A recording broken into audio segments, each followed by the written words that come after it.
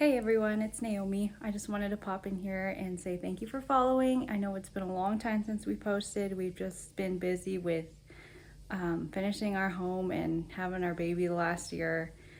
So that's just taken up all my time. I haven't been able to edit. But we have been working on our Stone House building book. It's a digital book, and you can find it in the link in the description that I'll put in there. And it goes over all of our building strategies in building this house. You know, it goes over foundation, plumbing, electrical, roofing, all within the context of working with solid stone walls. We also go over how we ordered our stones, how we stack them, some tips that we learned along the way. Electrical fixtures, just anything that really had to pertain especially to a stone home. We put it all in there, and go check out the link. We are so happy to get that out to you all, and hopefully that inspires you and helps you plan for your own stone house. All right, everyone, welcome to the next episode of Limestone Home. It's been a while since we've uploaded an episode. We've just been trekking away. Lots of stuff has gotten done, so I'll talk about what I've done. We're going to be moving in pretty soon, so I'm in the kitchen right now, so I'll talk about the kitchen. Lots of stuff new. Cabinets, counters, dishwashers, sink. I've plumbed everything, so I'll kind of go through it. Our cabinets, these are older cabinets, a nice stain called Mission Oak. So soft close. We have this cool, really nice brass cup hardware. They're meant to look like kind of like an older Eastlake style, although they're reproductions. So cabinets are in. We have 4 drawer bases, 12 drawers total. So lots of space in the drawers. If you can see, we have no uppers right now. We're going to have a glass cabinet that sits on this counter, or maybe potentially up on the wall, that I'm going to install at some point. Counters are in. So these are white Carrara marble counters. We just have a little, 3 this is a 4-inch backsplash, 3.5-inch or 4-inch backsplash. I'm going to be putting some mortar behind here to fill this gap in. But the counter guys did a good job. They, cut in around this conduit I have here, and it looks really clean. So our counters on the sides, the perimeter of our kitchen, have this bevel edge. And so we did OG on the main island here. This profile type is called OG. There's various types of OG, but this is one type.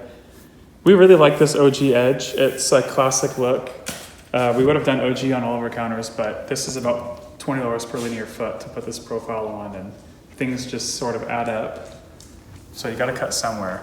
So we kept OG on our island and on our vanity in our bathroom. I can show that in a minute. This sink is another thing. It doesn't look like much, but that was a big job to get in. This sink weighs over 300 pounds. It's about the thickness of my pinky, really thick. I had a hard time getting the drains in because the drains that I bought are meant for, nowadays they make sinks a little bit thinner. So this one, we looked for a long time for a sink. We found this one. It's been sitting on our porch for probably 6 months.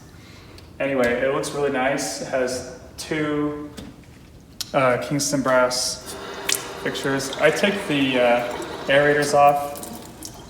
I don't like aerators. So we have 2 sinks, really cool, good for bathing babies and doing lots of dishes. Dishwasher's in. This is a panel-ready dishwasher. So I'm gonna be putting on a panel that sort of is matching this, these cabinets here. Old antique hardware like this door. We're gonna have another one for this one. I can talk about my plumbing real fast. It's not done under here, but you can see there's a lot going on. There's a lot going on because I don't have, normally you'd plumb into your wall and your drain would go down, your vent would go up. This one there's no wall, so it goes into the floor, and then the vent comes off and goes into the floor. So this is my vent, and this actually runs underneath this slab into this wall, and or up into that wall, and runs actually into the back of the laundry room, and then runs up into the attic through the roof. So that's what's going on here. Lots of stuff. But it's a big cabinet base, and there's still lots of room under here to put a trash can and stuff. So have to put some more hardware on these doors. But that's that. Fridge is in, working. Pot filler's in, working. Everything's plumbed. We're waiting for our oven right now. It's gonna be a 36-inch Hallman. So it was made in Italy, and they shipped it over here. Let me talk about the laundry room. So, the laundry room, we are painting right now. We did a really cool color. It's called this India yellow. It's kind of like a Victorian color. It's a dark yellow. So I'm going to be painting it up on the walls, and actually, eventually we're going to be putting wallpaper up here, like a Victorian style wallpaper. We have this pass-through. I've talked about this before. This goes into our master closet. So we'll have our hampers right here. And we can just, when we're changing, we can just throw clothes through the wall into the hampers. It'll be nice.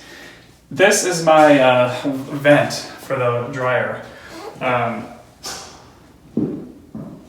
knew when I plumbed everything. So if you were to take this wall off, all like the plumbing in the house is like comes into this. It comes in through the floor, and then it just tees off and goes back into the floor, back into the slab, over to the kids' room, over to the kitchen.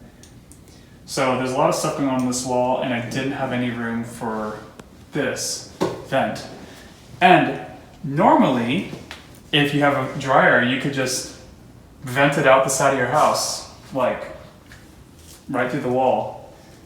Most people do that, or on the floor, but can't do that because we have 20-inch, 18-inch thick walls. So this is the way I'm doing it. And it looks good. I just put a nice profile on here, and so this room's still kind of going on. You can see transoms are taken down, a lot of hardware. You put up these old registers, so these are all antique, cool registers. This is a sink we put in here. So this is an antique sink, really cool. Cast iron. I reglazed this whole thing. We bought it. It was really beat up. Reglazed it. Looks good. This is like an Art Deco little sconce here. So, pretty cool. Let's go and talk about some bedrooms. Oh, one more thing. Rise and fall light here as well. So, we have one of these in the kids' bathroom, and they have this counterweight that you can, not that you'd ever want to, I guess if you really want to get good on the dishes, you can get the light in there and scrub them real good. But anyway, I still need to maybe put more weight in actually, because now it's not going to go up. Fix it later. Starting to put hardware on the doors. We're doing all these old rim locks. So all the doors in the house have this rim lock kind of thing. Really cool. Solid. So I've redone 14 of those. So they're all functioning and working well. Let's go to the master bedroom. Master bedroom, you can see it's been painted, wallpaper's up, ceiling's been painted. I'm still waiting to do crown molding in here. I'm gonna be doing a nice crown on it. But the color scheme is cool. It's called Pacific Sea Teal. It's really nice, dark blue. And really good. All these transoms are painted. I think all this looks pretty cool. So I have the arch to still do above the master bedroom door, the main door there. I'm kind of still contemplating how I want to do that. I know I want to do a fluted trim like I did on this side, just above that. So all these baseboards, all these plists, everything I've cut all myself. So this is actually like a 2x12 that I ran half of a crown molding knife on through my machine. That's where all the plits are made.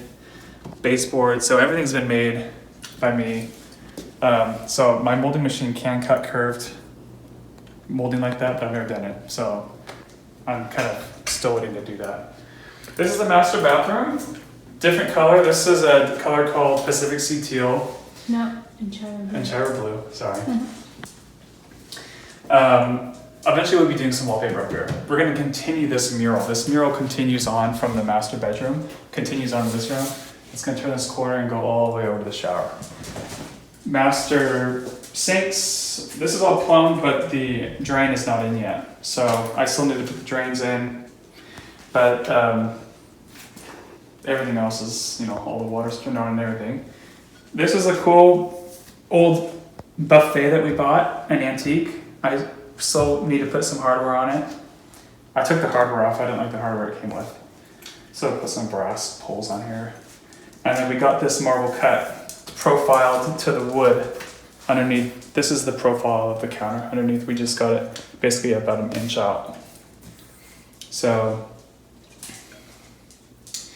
looking pretty good, pretty cool. Toilets in, flushes.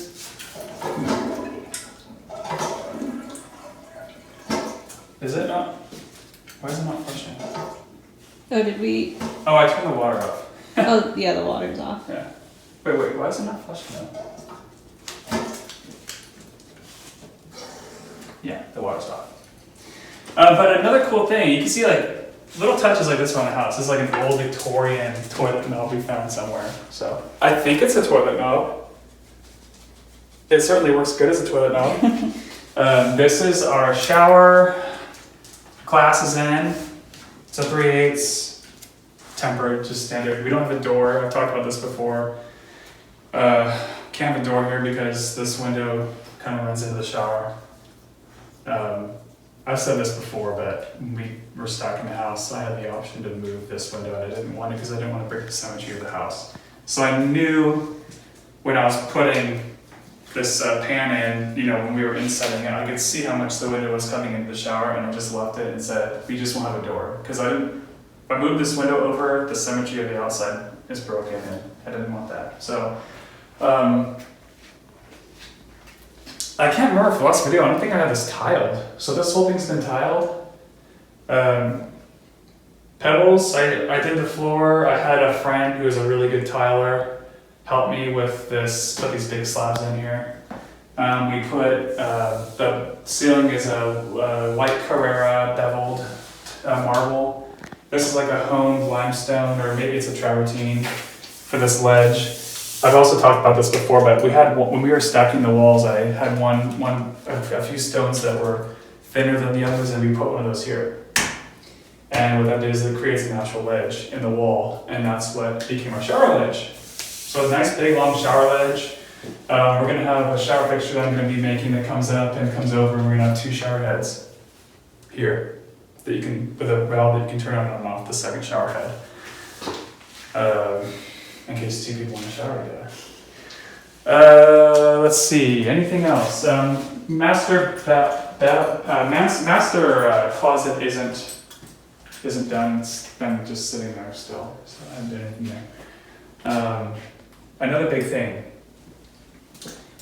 You can see now that there's no gap between the ceiling and the walls. I've mentioned this multiple times in other videos, but I'll say it again.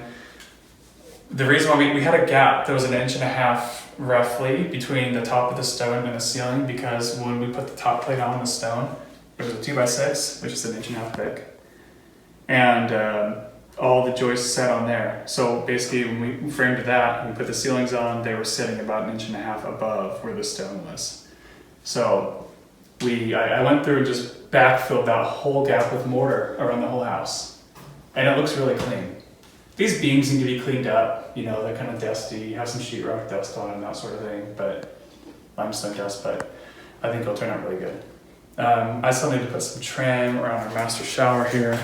This is all gonna be trimmed out, so little things like that. But it's coming together. You can see the ceilings are painted in this room. You can see where the beadboard is has a seam, so that's all going to be covered up. I'm going to be making some nice pieces of trim that go kind of like orthogonal to these beams that are going to cover those seams. So it'll be kind of like a grid pattern, and you won't have any seams that you'll see in the ceiling. Things like the registers and that sort of thing, I still need to be painting. But they're these antique, actually these aren't antique. These are antique reproduction, but really nice thick cast iron Victorian. Reggio? No, these are Pacific. Oh yeah, these are Reggio. Yeah, Reggio registers, cast iron. So. Anyway, baseboards. I'll talk about that. You can see here, like for example, I have all these baseboards that have been backfilled. So the reason why I was doing things like this is because of that. So see on the wall over there, I have a receptacle. The point of this baseboard is to hide the conduit that I ran my electrical in for my receptacle. So walls that don't have any conduit on them don't have any baseboards. I think it'll turn out really clean. It looks pretty cool. Some of them have cracked as they've dried. I just need to go back over and fill a few more put more places in like this, and you kind of like make a smear with a mortar and just kind of go back over it, and it'll smooth everything out really nicely. So things are starting to come together. We did all these push button switches in the house. The brass plates are going on. It's a cool vibe. I'm in the process of painting everything right now. So all this trim and everything I've done is going to be primed. I'm going to prime it, and then I'm doing 2 coats. Everything on the trim is high gloss. It's pretty cool. Yeah, so there's a lot to do still, but it's coming together, as you can see. It's almost move-inable.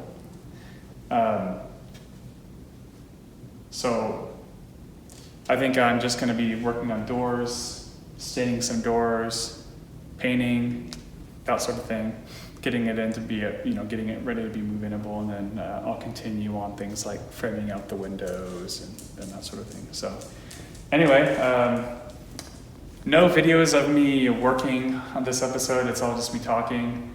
I've been really kind of working a lot in the house because my wife is having a baby in a few weeks, and we need to be moved in here. So that's what's going on with us. Thanks for tuning in, and we'll see you next time.